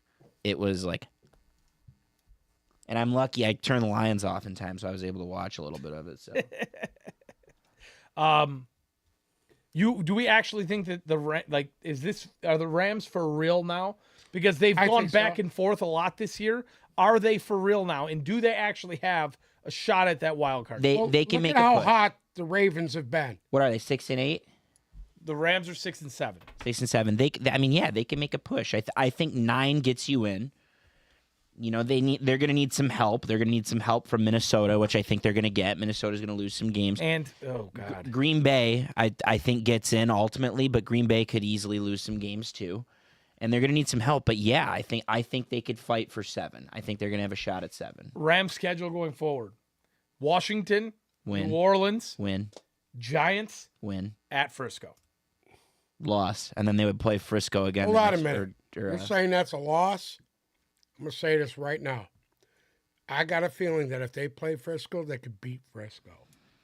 so it's going to come down since it's week 18. It's going to come down to rest. They were in that first game till late in the third quarter. But if they could put together a run, they didn't have the Kieran Williams kid like they have now. They got him. They have a shot. I really believe that. Listen to me. I don't think there's a team in this league right now that's going to beat San Francisco. All right. Not going to happen. The difference is the Rams are going to be playing for a playoff spot. The 49ers will have already clinched. And I got a feeling that they could go in there and beat them. Speaking of the 49ers, let's talk about them. Seattle headed to Levi Stadium to play the San Francisco 49ers yesterday, and Pete Carroll got his asshole punched. It was a 28-16 game. That San game Francisco got comes really out on ugly top. late. It did. There's fighting. There's some DK good quotes coming out now. There's a lot of bullshit coming out about this game. That Kyle Shanahan said we're gonna get DK Metcalf so worked up that he's gonna get thrown out of this game, and what happened? Kyle Shanahan called a shot earlier in the week. He did. Fred Warner. Yeah, Fred Didn't even Warner. do anything. Fred Warner was just standing there. Yeah, Fred No, Warner stayed well- in the game. Well, wait a minute. Did you see the play that he got thrown out on? Who? Metcalf. Yeah. You seen that Warner basically drove him into the fucking ground? Oh, come on. I thought you were tougher than that. Oh. Drove him into the ground. DK Metcalf is 6'6" and looks like he was created by a Greek god. There's nobody who's going to push him around. Get out of here with that. Metcalf's a fucking bitch. He's a bitch. He went up, No, gets in his no. face, grabs him by the face mask. That was from behind. Metcalf didn't see it coming. And I agree with it. You agree with what? With what he did. I'd have been mad too, but I wouldn't I wouldn't have put it to the point where I'd have got thrown out of the game. No. Can we talk about the Brock Purdy-sized elephant in the room? Did you miss the part before he shoved Metcalf to the ground where he picked him up and suplexed him over his fucking shoulder and dropped him on his head? Or did we just forget about that? Okay. Anyways, Lenore got injected in the scrum too. But yeah, I would love to talk about number 2 MVP candidate Brock Purdy, who was 19 for 27 for 368 yards, 2 touchdowns. Unfortunately, had a pick, but he had a QBR of 122. Anybody see the first play of the game? The offensive play for... Yeah, I was in is it the shitter McCaffrey play. 70-yard TDs that you're talking about? Okay, that's what He didn't score. Oh, he didn't score. He was down No, to 3. He was down at the 1. Yeah, he's a great football player. I think McCaffrey's the best player at his position in football. That doesn't negate anything that Brock Purdy does. The two could coexist independently. Brock Purdy could be an MVP candidate without McCaffrey's help. McCaffrey could be an MVP candidate without Brock Purdy's help. They're both very good at their position, and that's one of the reasons why San Francisco is easily the favorite to win the They have the Super Bowl. best offensive line in football. Did That you- helps. Did you? Well, actually, they don't have the best offensive. Yes, they line in do. football. No, Bullshit. they don't. Bullshit. They have the best offensive line in football. They don't. They do. Did you miss the part where I said Brock Purdy had 368 yards passing, and 8 of those were to Christian McCaffrey? Deebo Samuel 7 for Best 100. player in football, Who? McCaffrey. Yeah, but He's the best player in the NFL. he He's had the MVP. 360 yards that didn't involve McCaffrey. Okay. McCaffrey's still the best player in the league. I agree, but It's my opinion. correct. I agree. They could win without McCaffrey. They cannot win without Brock Purdy. Deebo Samuel 7 for 149 and a touchdown. And it doesn't mean you're wrong. It doesn't mean you're wrong. I think McCaffrey's McCaffrey's the best player in football. he's by far the best player at his Now position. He's McCaffrey probably- are not the same team. I disagree. But You could win. The whole point is you could win without a running back. You're placing too much value on running backs. You can't win without a quarterback. That's your opinion. but where are you missing the 19 for 368 yards? Okay. That has nothing to do with McCaffrey. Leon wants me At to this show you the point, picture right now. Witherspoon was out. He was hurt. I don't know what you want me to say. The game got away from them late. They had a few busted plays. The game didn't get away late. The 49ers scored a touchdown in every quarter. So at the end of the first, it was a 10-7 game. Until the second half. It was a 14-10 game at the half. The second half, the game got put away at the second, and the third quarter, late third quarter is when they started to pull away. You refuse to give Brock Purdy any credit. I did. Did I say anything about Brock Purdy? No, but I'm asking you if you'll give him credit. Yeah, great. You did a great job. Okay. Brandon Ayuk 6 for 126. George Kittle 3 for 76 and a touchdown. Why? But see why? I didn't say anything. But you say, oh yeah, if it wasn't for McCaffrey, they wouldn't be the same team. They wouldn't. I truly believe that. I think it's the other way around. And there's a reason that Brock Purdy is the MVP candidate and not Christian McCaffrey, because they agree. They had Christian McCaffrey for that playoff game last year and they lost. They did not have Brock Purdy MVP for is that a game. useless fucking award anyway. I don't disagree. You're not wrong. He had 360 yards that didn't involve I- McCaffrey. That's great. I just sent you a Listen, gift they from got Leon. they got the best offensive line in football.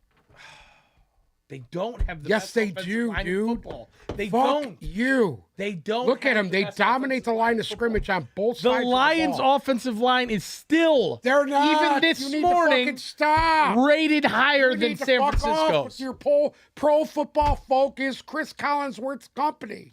You need to fuck off. Okay? Stop fucking reading that You shit. should make your own.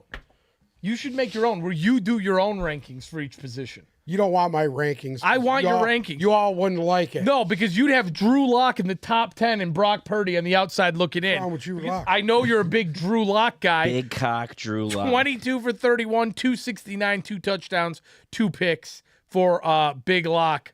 Big cock Drew Lock. That's per Leon. That's not me sending that to you. That's Leon sending it to you. He said yesterday Sal should see this. Zach Charbonnet, 9 for 44. Tyler Lockett, 6 for 89. Metcalf did have a touchdown before he got thrown out, as did Colby Parkinson. Seahawks season's done at 6-7. Rams. Yeah. What do they got left? If it's another week of Drew Lock, yeah. What do they got left? Well, hold on. Uncle Sam's a big Drew Lock guy, so hold on. They play Philadelphia next week, so you know what? They definitely have a chance. Yeah. They definitely have a chance. Again, That's if Metcalf ain't suspended. At home against Philadelphia, Drew Lock could go in there and could just torch the Philadelphia defense tomorrow night. And after that, they're at Tennessee, at home against Pittsburgh, and at Arizona. They could go 4-0. They could. They could. Maybe take the Lions spot in the playoffs. Never know. You never know. Right now, do either of you not think San Francisco is the favorite to win the Super Bowl? San Francisco is the most consistent. They have the best team out of everybody. So right now, They're the most complete team right now. So they're your favorite to win the Super Bowl right now. They're the most complete team as of right now. They're my favorite to win the Super Bowl. So are they your favorite to win the Super Bowl right now? I'm sorry. I still think it comes out of the AFC. But who? I just don't know. Don't say Patty Mahomes. Do you still think Please the don't. road to the Super Bowl leads through Arrowhead? Yes. Even after last night? Yes. Let's get into it. The Buffalo Bills came in and made cute little Pat cry last night. Buffalo wins this one 20-17 with the most controversy we've probably seen at the ending of an NFL game in a while. Kadarius Toney was lined up off sides.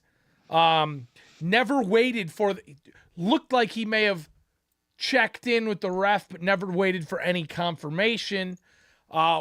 The flag was thrown. Patrick Mahomes throws a bomb down the field to Travis Kelce. Travis Kelce laterals to Kadarius Toney, who then runs it into the end zone. But the play was called back because Kadarius Toney was blatantly lined up off sides. Then Pat Mahomes decides he was going to have a tirade on the sideline to the referees, where if his name was anybody else other than Pat Mahomes, they probably would have thrown the flag and given him an unsportsmanlike conduct penalty. But he's Patty Mahomes, so they didn't do that.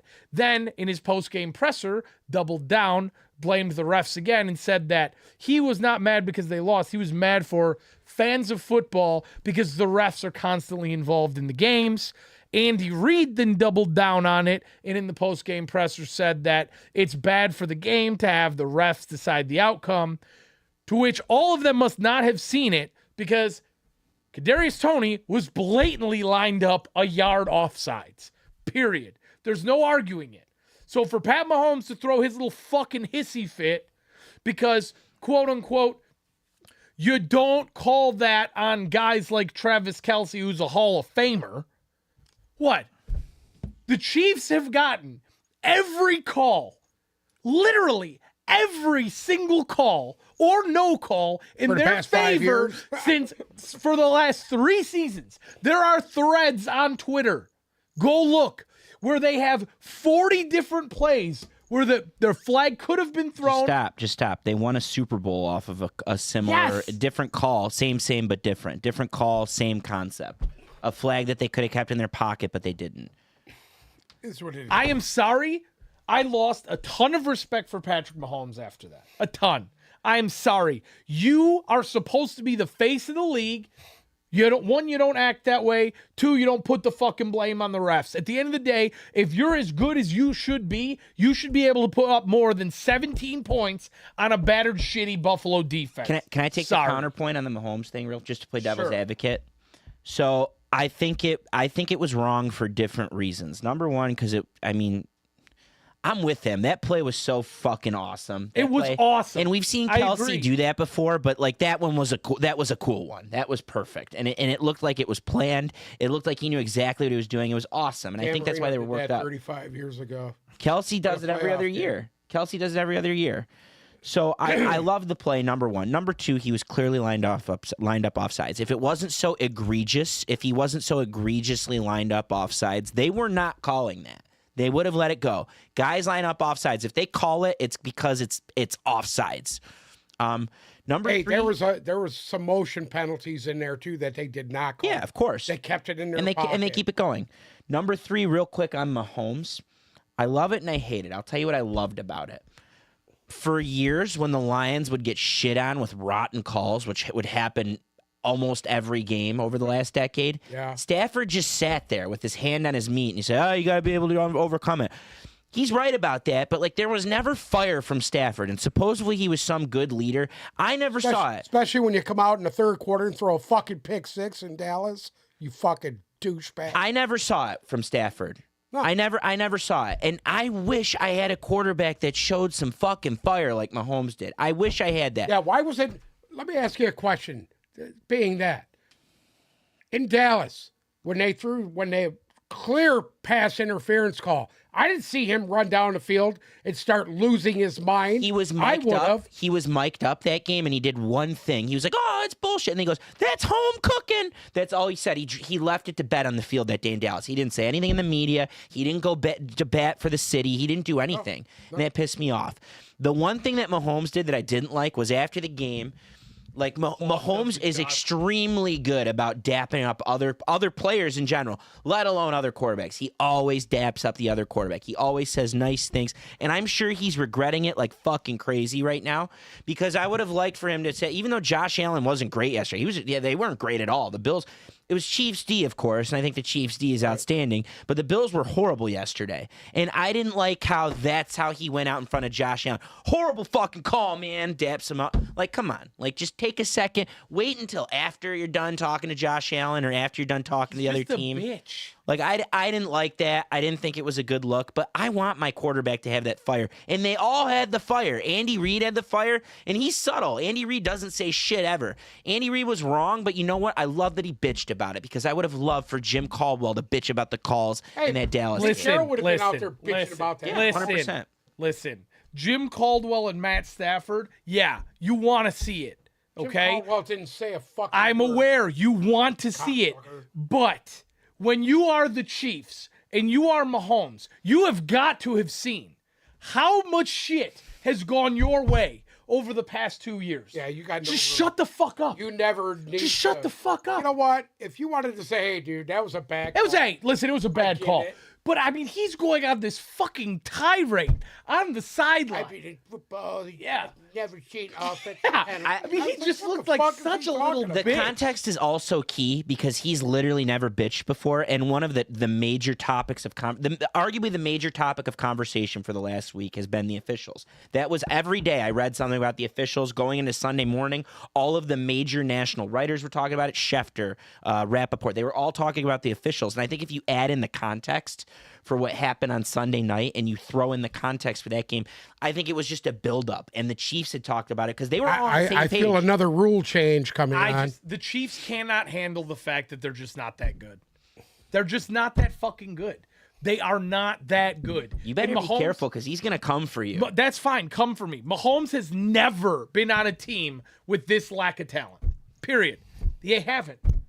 He has not. The defense. I actually like that Sidney Rice kid. He's really starting to come along. Rasheed Rice. Yeah, Rashee Rice had a big game yesterday. Yeah, but and he's starting to come he's along. getting better every week for sure. I'm with you. Yeah. They don't have. They They need a what top they end have. pass catcher. They don't. Yes. They need a top end.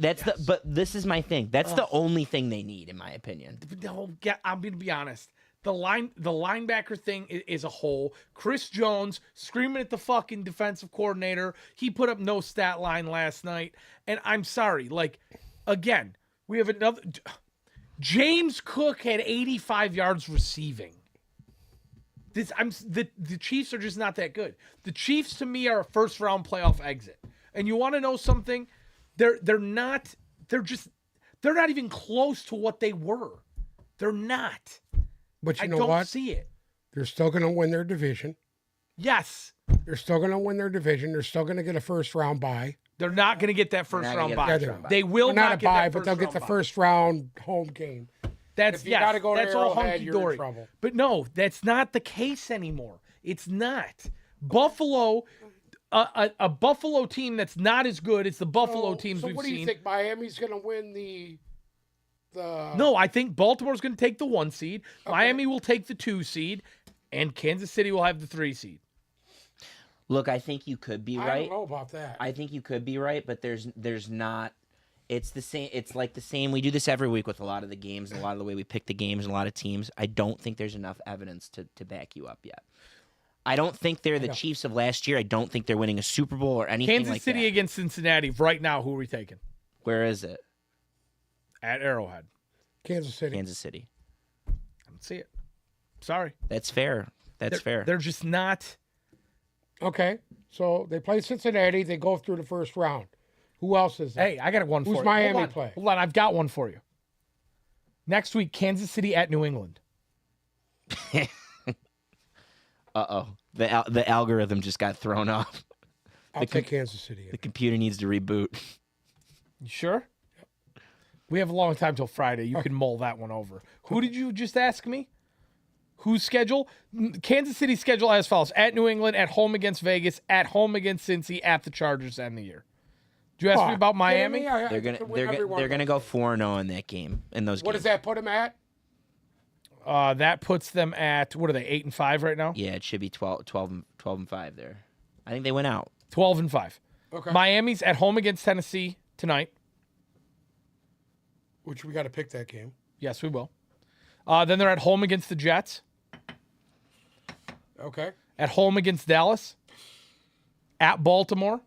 Fuck, I can see him losing all three of those. At home against Buffalo. Here's the thing. Why? I can see him losing all three. Here's the all thing. four of those. The Chiefs are at 4 losses. I think the Ravens are only at 3. The only game I think the Ravens end up dropping is San Francisco because it's in San Francisco. Well, I think the Ravens have been shit lately. Chiefs are at 5 losses. Chiefs are at 5 losses. Miami and Baltimore only have 3. Who's got that? We'll do playoff machine, but it comes down to, Tiebreaker is Baltimore, then Miami, then Kansas. yeah. City. If that's the case, they're the 3 because I don't think Miami's dropping more than 2, if that. It's 2, If that. and then it's the same with Baltimore. I don't think they're dropping more than 2, if that. And I do think the Chiefs win out. I'm with you. I think the Chiefs win out, but it's gonna take a little bit of work. All right, let's get to the moment we've all been waiting for. Is this dessert? If that was dinner, this is fucking dessert. The Philadelphia Eagles headed to Jerry World in Dallas. And Dak Prescott put his fist up their ass. Well, Mike McCarthy put his fingers in their mouth. And the Dallas Cowboys absolutely anally punch Uncle Sam's Philadelphia Eagles 33-13. Dallas now first in the NFC East. They're now in the lead for the division. Philadelphia now a wild card team at 10-3. Can I give you a hot take that you guys are probably gonna hate? I think Philly's the story, not Dallas. Let's hear why. I want to hear from both of you on this.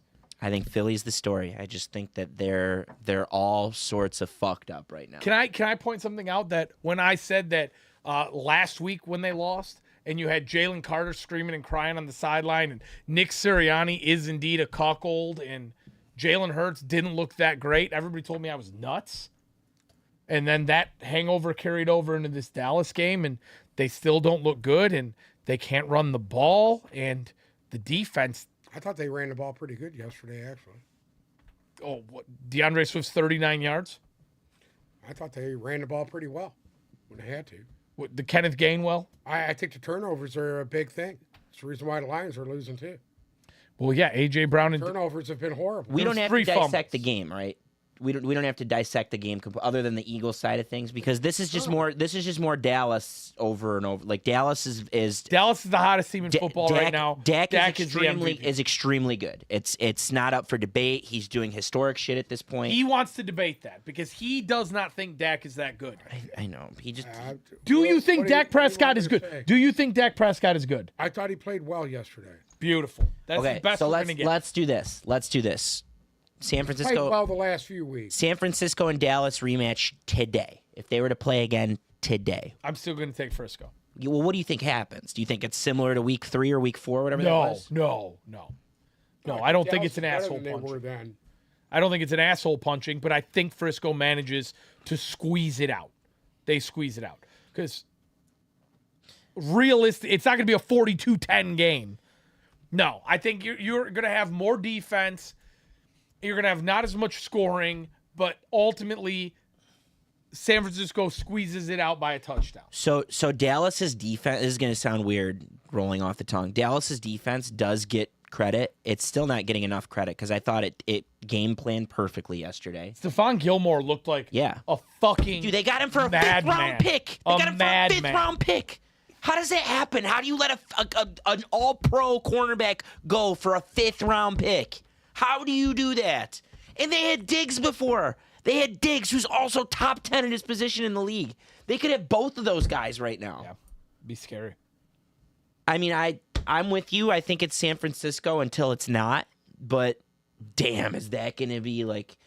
That's going to have all that 70s and 90s dick hard or 80s and 90s dick hard nostalgia when they have to go into Levi Stadium for a chance to win in the Super Bowl, play in the Super Bowl after what happened this year and what happened in the playoff game last year. Like I'm circling that. I'm so in on that because we've had these AFC stories for the last decade. Brady versus Manning, Brady versus this guy, Brady versus that guy, Burrow versus Allen, Allen versus Mahomes, Mahomes versus Burrow. We've had all those AFC storylines. I think this is the one. I think that Dallas and San Francisco storyline is so fucking cool. And I hate both of those teams. I hate both of their fucking fan bases more than most fan bases. But I'm so excited to watch that game because it's going to be emotional. It's going to be cutthroat. And they're identical. They're identical. They get it done in the trenches.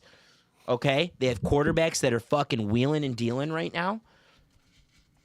And they're just playing good ball. Like, I don't remember the last time 2 NFC teams like this were playing this good of ball down the stretch. And I'm excited to see it. Also, Brandon Aubrey, the first rookie kicker in NFL history to make 2 kicks of 59 yards plus in a game. He had a 60 and a 59-yarder. What do you have anything here? What do you want me to say? Well, okay. See, this is the whole thing, right? Zolo's a big Lions fan. So then when the Lions disappoint and lose, he has things to say about it. You're a big Philadelphia guy. You think that Philadelphia... I think their issues are huge. I truly think their new defensive coordinator, I don't like what he's doing there. That's my opinion on that. I don't care for what they've done defensively. They haven't been able to counter what they're doing wrong, and it continues to happen outside the injuries. That's something that concerns me is their coordinators are not that fucking good. I don't like their offensive coordinator or their defensive coordinator. Okay, let's do this. That was such a cop-out. I asked you. It's not a cop-out. I feel you talk about a guy like Ben Johnson, who's under fucking scrutiny for the past 5 weeks because he's called garbage games. I think the same thing happened on the Philadelphia side. But I got to blame Sirianni because the turnovers, the stupid penalties, all that fucking shit Thank you. needs to get taken care of. Finally, we're going to put some blame on him. Finally. Because I think he has gotten away with murder up until this point. Murder. Okay? The fucking the team has not looked crisp. The same things we've said about the Lions today can't take a apply team. to the Eagles. You can't take a team with that kind of talent and tell me that it's them. It's coached. I believe it's coached. Can I ask you something now, okay? Yeah. When we say a team with this kind of talent, all right? I get it. They're talented. But there's a glaring thing here. A lot of this talent that's on that Philadelphia defense, in my opinion, is starting to look old, dated, and slow. Darius Slay is not Stephon Gilmore. Whoa. I don't give a fuck if he used to play here. He ain't. Talking about it. He had a great game. I don't know what you're talking I don't think he had that great of a game. I don't. Brandon Graham, Fletcher Cox. I think that the one guy Bradbury is a good corner. I think Slay's a good corner too. Safety wise, they don't have a safety. No, they do. Blankenship, I actually like him. The problem is there's nobody opposite him. Correct. That's a problem. The Gardner-Johnson position never got addressed, as far as I'm concerned. But the problems are bigger than that, though, because maybe it didn't get addressed, but like... I mean, they got Kenny Baird, but he hasn't really... Shaq like Leonard he hasn't and fit into their scheme Jalen yet. Carter and Huh? that particular position hasn't been addressed, but it's not like they're lacking for talent. Like if anything, this Eagles team is more talented than they were the year before. Adding what they added in the draft, adding Slay, and even Jalen Carter. Who would you rather have, Jalen Carter or C.J. Gardner-Johnson? I'd rather have Jalen Carter. Well, And- I mean, I get that too. I mean, you got Jordan Davis. Him and Jordan Davis together are a fucking formidable duo. Yeah. I think they're probably two of the best young tackles in the league. Let's make it easy. You and I were in agreement in this earlier. We both think the Lions are broken as fuck. We both think they're not going to win another game. We both agree that they could be fixed and that a lot of their problems can be fixed. Do you think Philly's problems can be fixed? Or do you think it's a bigger picture? At this point, I think it's a bigger issue than that. Holy shit! I don't think. I think they're going to get into the playoffs. I think they'll beat teams in the playoffs, especially if they have to play like the Lions or something like that. They'll beat them. It's are they going to be able to go into Frisco and beat Frisco? Are they going to be able to go into Dallas and beat Dallas when it matters? You know, Yeah. that's the thing. It just felt like they were exposed all year. I love what they did against One thing Miami. about them, if they hang on to the football and don't turn it over like they've been doing with the stupid penalties, Jalen Hurts can fucking destroy you. If he really wants to, he can destroy you. Yeah, I'm not going sorry. there. I'm not going there. Jalen Hurts is better than people are giving him credit for being. Jalen Hurts. You want to jump on the bandwagon and say it's all Jalen Hurts right now? I'm not saying it's all I don't think Jalen so. Hurts. I'm not saying it's all Jalen Hurts. I'm not putting all the blame on Jalen Hurts. But I'm not gonna lie to you. Jalen Hurts, once you figure him out, it's all pretty easy to stop, right? I mean, am I wrong? Am I wrong? If you Well, they shut just down, got done playing the best two teams in football, right? As you guys are saying yes, right they came now. out with 2 losses. Correct. But hold on. But they haven't been. I don't think Jalen Hurts has been the problem at all, and I think he's an excellent quarterback. But they haven't been good in any of their wins outside of the Dolphins win. They weren't good Right. against the Chiefs. I thought the Chiefs choked the game away. I thought they choked against the Jets. Like their losses were warranted losses, and they should have had more. They weren't good against Tampa on Monday night. They had a couple one bad Commanders game that they could have lost and went into overtime. They just haven't shown it this year. And it's a matter of, are we at the point, where I was talking about earlier in the year, like, when are they going to click? Like, I think their best game's ahead of them. Is it going to happen? If their best game was just that Miami game, they're in trouble because they have that's a long road. They have a long way to go. That's why because I haven't seen them correcting some of the mistakes that they made last week. You don't see them correcting it. That's why, to me, it sounds like, from what I've seen, is coaching. I don't like what their offensive coordinator is doing or their defensive coordinator is doing. Okay, so we're in a situation now where that division is kind of up in the air. Philadelphia and Dallas are tied. Dallas holds the tiebreaker at the moment. They both still have crazy schedules. I thought they too, split. right? Well, they did split. split. They split, but Dallas is the tiebreaker. It's record. The first tiebreaker is record within the division. The second tiebreaker is record with common opponents, and Dallas is the common opponent So, tiebreaker. Philadelphia next week is at Seattle on Monday night. They should win that. Okay. W? Yeah. At home against the Giants. They should win that. At home against Arizona.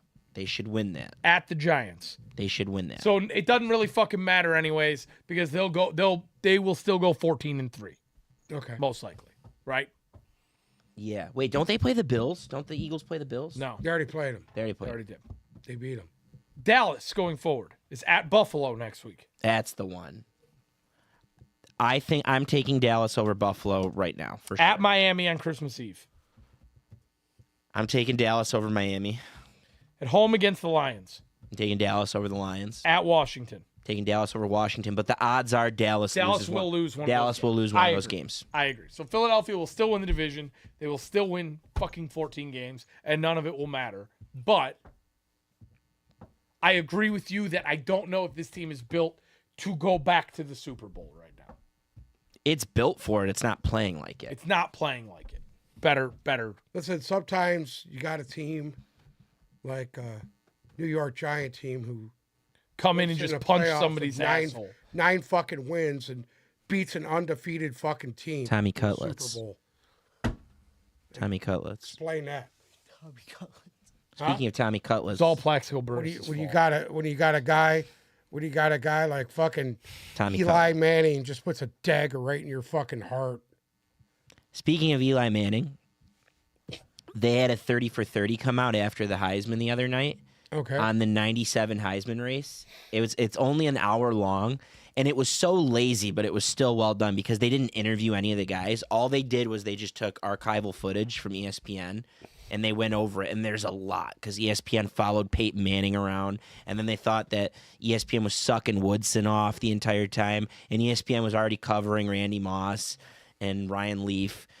So it was actually good. It was good. It was about the 97 Heisman race and how Peyton was the front runner, and then it culminated with Woodson just going fucking ape shit for the last month, and then what happens afterwards and their career. It's good. It was a good 30 for 30. You guys should watch it. Ryan Leaf. It's the name of the past. All right, we have 2 Monday night matchups tonight. The first of which, the Tennessee Titans are headed down to Hard Rock Stadium to play the Miami Dolphins. As we know, Tennessee's at the bottom of the AFC South. Miami's at the top of the AFC North.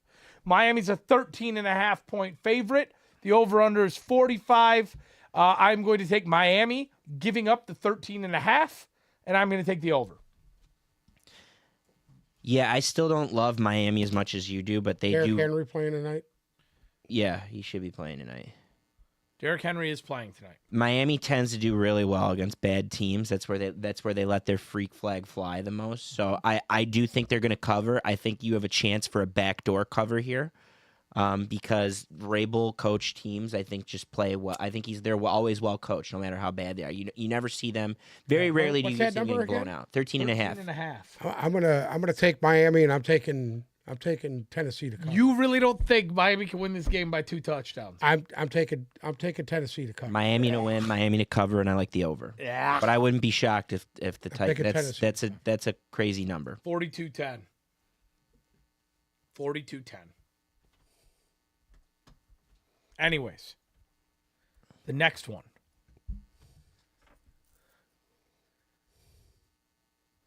The Green Bay Packers are heading to MetLife Stadium to play the New York Giants. Green Bay, a 5.5-point favorite. The over-under a whopper, 37. Uncle Sam, what do you think? Where's it Jordan at? Love versus Where's Tommy this at? Cutlets at MetLife Stadium. Jordan Love will probably tear his fucking ACL. You devil. I'll take the Packers in this. Woo! What's the spread? Packers by 5.5. Packers are getting 5.5. Fuck. 5.5-point favorite. I'm gonna take the Packers to win and a cover. Over under 37. I'm gonna take the over. Go ahead. Packers to win, but my heart is with Tommy Cutlets tonight. Tommy Cutlets on short rest could be good. Monday Night Football in Jersey.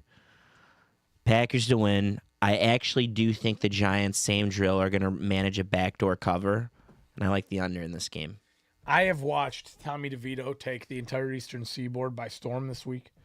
He was eating chicken cutlets with Cooge on Instagram, okay? I don't know who that is. I sent it to you. I sent you the video. I'm aware. It's Cougine. Yeah, he doesn't fucking watch anything we send him. You sent the laughing emoji. I've watched him take over shitty fucking Jersey Shore bars all weekend.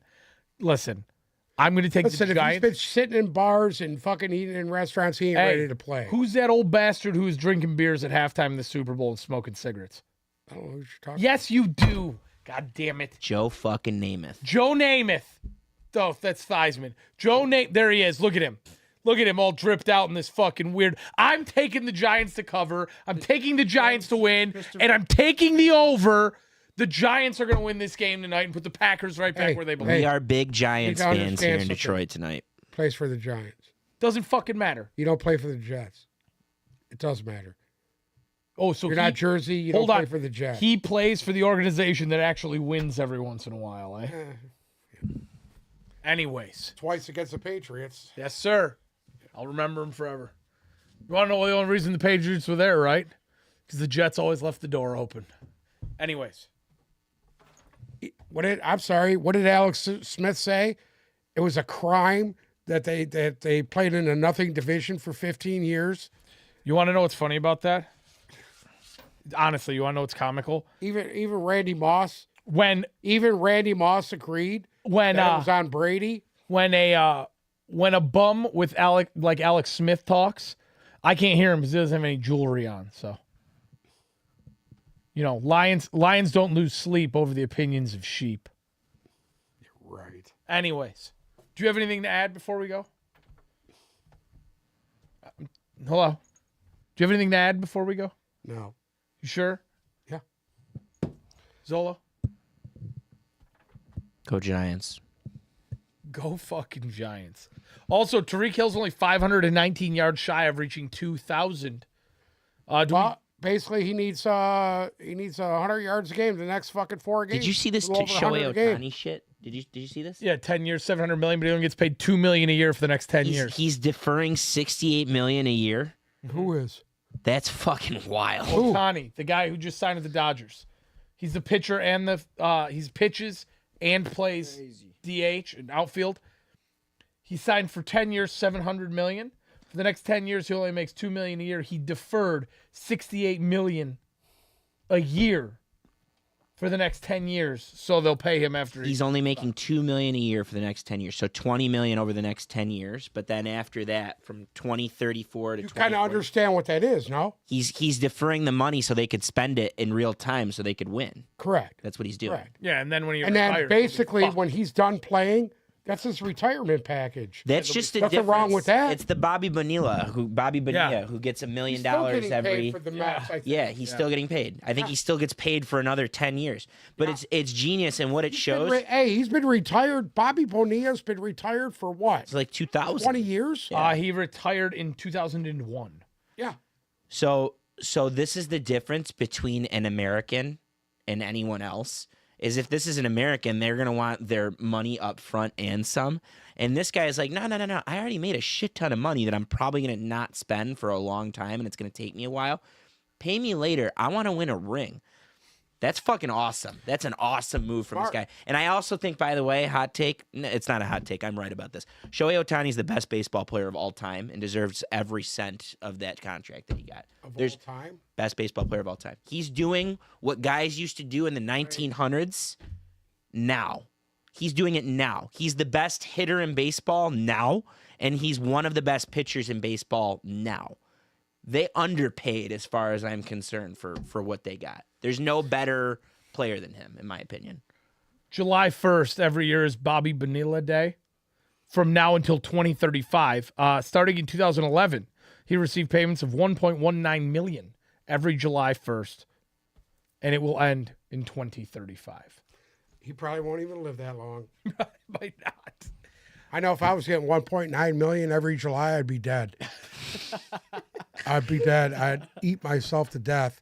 Anyways, we're good, right? Anything? We'll do some news on Wednesday. We'll catch up with a lot of the injury reports that we didn't get to today.